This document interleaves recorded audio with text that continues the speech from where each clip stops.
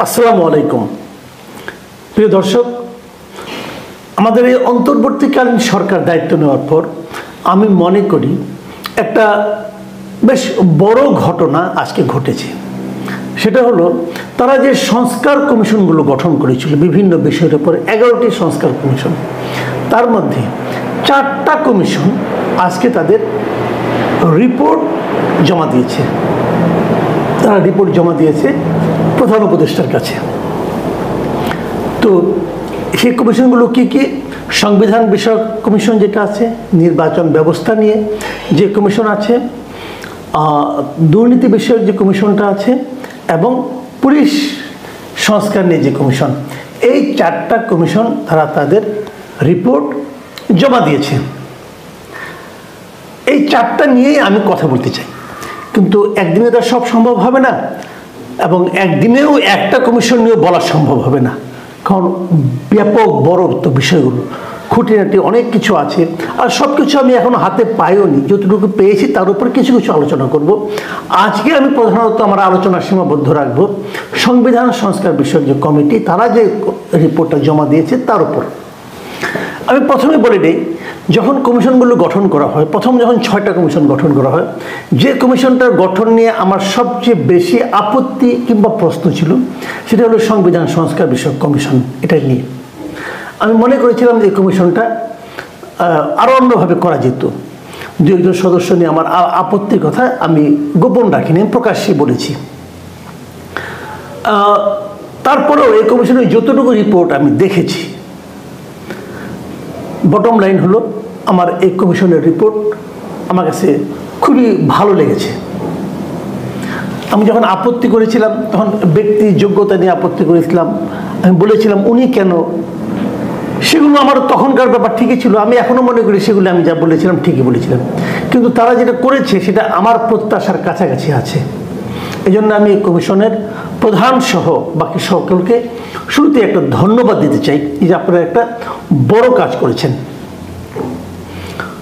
কিন্তু কিছু কিছু পয়েন্ট নিয়ে আমার আপত্তি থাকবে। আপনি তো সব পাবেন না, কারো কাছ থেকে আপনি সব পাবেন না। 100-র মধ্যে আপনি যদি 80 পান, আমি মনে করি এটা ভালো পাওয়া।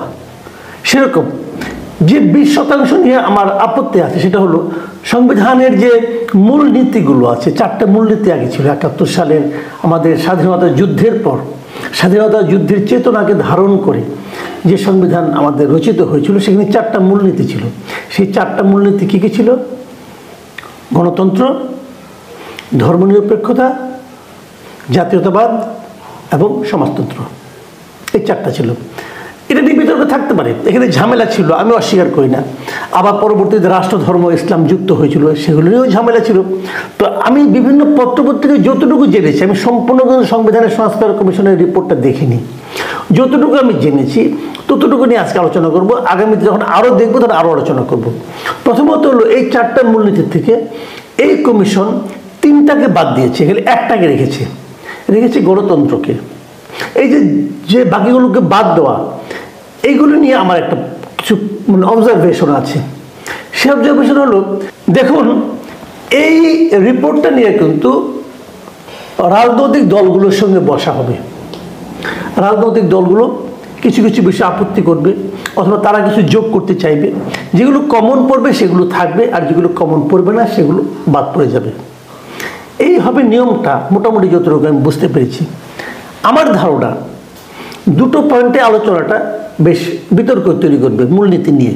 যেমন জাতীয়তাবাদ নিয়ে, জাতীয়তাবাদকে বাদ দেওয়াটা এটা বিএনপি পছন্দ হয়তো করবে না আমার ধারণা, কারণ বিএনপি দলের নামই তো জাতীয়তাবাদী দল।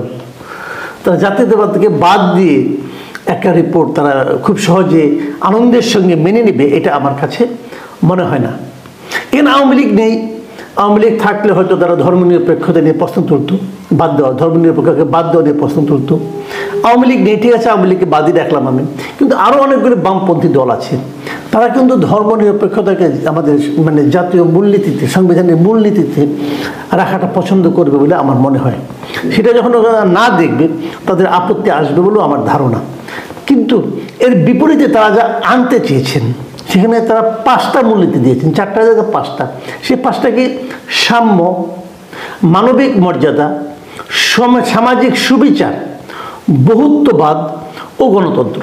গণতন্ত্র আগেও ছিল, এর সঙ্গে বহুত্ববাদটা আমার পছন্দ হয়েছে। বহুত্ববাদটা মানে অনেকেই থাকবে, নানা মত থাকবে, কিন্তু আমরা একত্র থাকবো, এইটা হলো বহুত্ববাদ। বেসিক্যালি যেটা আছে, নানা ধর্মের লোক থাকবে, নানা মতের লোক থাকবে, নানা চিন্তার লোক থাকবে, তারপর বহুত্ববাদ। এটা বহুত্ববাদটা ভালো, আমার পছন্দ হয়েছে। আমি বুঝতে পারছি না সামাজিক সুবিচার, মানবিক মর্যাদা, সাম্য, এই তিনটার মধ্যে পার্থক্যটা কি? তিনটাকে আলাদা আলাদা করার দরকারটা কী ছিল আমি বুঝতে পারলাম না। সামাজিক সুবিচার যদি হয় তাহলে মানবিক মর্যাদাও থাকবে। কার জন্য এগুলি? জনগণের জন্য তো। যেখানে সামাজিক সুবিচারটা আছে সেখানে মানবিক মর্যাদা না থাকার কী কারণ থাকতে পারে?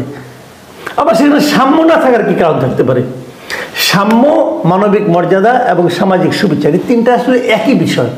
তিনটাকে আলাদা আলাদা তিনটা করাটা আমার কাছে একটু বাহুল্য মনে হয়েছে। এই জায়গাটাতে আমার মনে হয় যে একটু নতুনভাবে চিন্তা করা যেতে পারতো। আর জাতীয়তাবাদ এবং ধর্মনিরপেক্ষতাকে বাদ দিতে হবে কেন? ওটা বিএনপির, এটা আওয়ামী লীগের, এই জন্য যে আওয়ামী লীগ বিএনপিকে মাইনাস করা? আমি জানি না, আমি এগুলো হয়তো আপনারা বলবেন যে আমি কুতর্ক করছি, করতে পারি। আমি তো একজন নাগরিক এখানকার, না? আমার মনে চিন্তাটা আমি প্রকাশ করলাম। সেই চিন্তাটা নিয়ে এক একজনের এক এক রকম চিন্তা থাকবে, আপনারা চিন্তা করুন। কতগুলো জিনিস আমার ভালো লেগেছে। যেমন তারা বলেছে যে সংবিধান যদি আপনি সংশোধন করতে চান তাহলে আপনাকে গণভোট করতে হবে, এ ধরনের একটা সুপারিশ আসছে, এটা আমার খুব পছন্দ হয়েছে। তাছাড়া তারা দ্বিকক্ষ বিশিষ্ট সংসদ চালুরও সুপারিশ করেছে, এটাও আমার কাছে খুব ইন্টারেস্টিং মনে হয়েছে। দ্বিকক্ষ বিশিষ্ট থাকে, যেটা ভারতে আছে, কিন্তু দ্বিকক্ষ বিশিষ্ট হলে হয় কি, একটি চেক ইন ব্যালেন্স থাকে। এবং উচ্চ কক্ষ যেটা করেছে তারা নিম্ন কক্ষে বলেছে 400 জন মেম্বার থাকবে, 300 জন একক নির্বাচনী এলাকা থেকে নির্বাচিত হবে, এবং 100 জন নারী সারা দেশের সব জেলা থেকে 100টা আলাদা আলাদা নির্বাচনী এলাকা হবে, যেখানে কেবল নারীরাই প্রার্থী হবে, অন্য কোনো প্রার্থী থাকতে পারবে না। সেই প্রার্থীরা ইলেকশনের মাধ্যমে হবে। এটা ভালো, আমার কাছে একদম এটা প্রত্যক্ষ নির্বাচন মনে হয়েছে, এবং এটা আমার কাছে খুবই ভালো লেগেছে। কিন্তু একটা জায়গায় যে আমার কাছে মনে হচ্ছে এটা প্রয়োজনীয় ছিল না, সেটা হলো রাজনৈতিক দলগুলো নিম্ন কক্ষের, মানে এই যে পার্লামেন্ট, যেটা মোট আসনের ন্যূনতম 10% আসনে তরুণ তরুণীদের মধ্যে থেকে মনোনীত করবে। এটা আমার কাছে মনে হয়েছে এটাকে জোর করে চাপিয়ে দেওয়া, অথবা ছাত্রদেরকে খুশি করার জন্য করা হয়েছে কিনা আমি জানি না। এটা অর্থহীন। তরুণ তরুণীকে বয়সে তো রাখা হয়েছে যে 21 বছর হলেই কেউ নির্বাচন করতে পারবে, যে করতে চাইবে সে করবে, সমস্যাটা কি? এটা সংবিধানের মধ্যে রাখার কোনো প্রয়োজন আছে বলে আমি পার্সোনালি মনে করি না। কিন্তু আরেকটা জিনিস, যে জিনিসটা নাকি খুবই ভালো লেগেছে আমার কাছে, সেটা হলো যে এই আমাদের যে 70 অনুচ্ছেদ আছে, যেটাতে যে কোনো দল যদি একটা সিদ্ধান্ত নেয় তার বিপক্ষে তার দলের কোনো সংসদ সদস্য যদি ভোট দেয় তাহলে তার মেম্বারশিপ বাতিল হয়ে যাবে। এটা তো একদম ভয়ঙ্কর একটা দাসত্বমূলক একটা ছিল বলে আমি মনে করি। সেই জায়গাটাতে একটু চেঞ্জ আনা হয়েছে।